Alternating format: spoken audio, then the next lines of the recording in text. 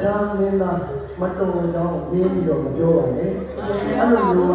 အပေါ်တက်ရမယ်ဆိုစိတ်ရင်ဘယ်လိုမတက်ပါဘူးအောက်ပါတော့မင်းလည်းကိုမတော်ကြိုးစားမယ်ကိုမင်းသားလေးတော်ကြောင်းပြောချင်လို့သူများမင်းသားကမကောင်းကြောင်းပြောမှာပြောတော့ကိုကြီးစရာစိတ်ဓာတ်မပါဘူးအခုပါနေရင်းရှင်းနေကြတော့ပါလေနေပါနဲ့စိတ်ဓာတ်ပေါ့နော်ဟုတ်ကဲ့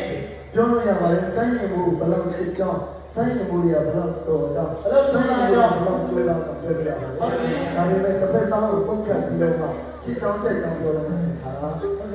အညာစားချစ်လို့ခေါ်တာပေါ့နော်ကျွန်တော်တို့တော့ထက်တန်းစားအချစ်ကိုလည်းကြိုးစားပါလေချစ်ရမယ်ဝင်နဲ့ရရောလားနော်ဒါကြောင့်မလို့သူများတွေဘယ်လိုပြောကျွန်တော်စိုင်းရင်မှုပြိတ္တတွေကဘာလေးနဲ့နေအပြုတ်နေနိုင်လို့လားအပြုတ်နေနိုင်တယ်အဲ့ဒါကိုဒီအောင်ပြုတ်နေတတ်နော်လူသားတွေကပြန်လာတယ်လို့ကျူတာလေဟုတ်ကဲ့လား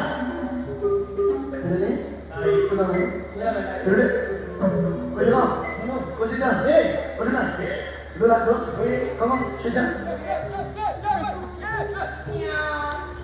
ကျူတာလေโอเคဘယ်လိုလာကြစမ်းရရှိလို့လားဟုတ်ကဲ့လား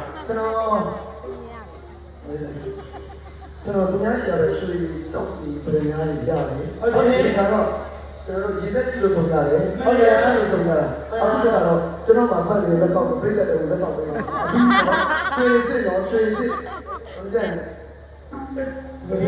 လေဟိုပြိတ္တတော့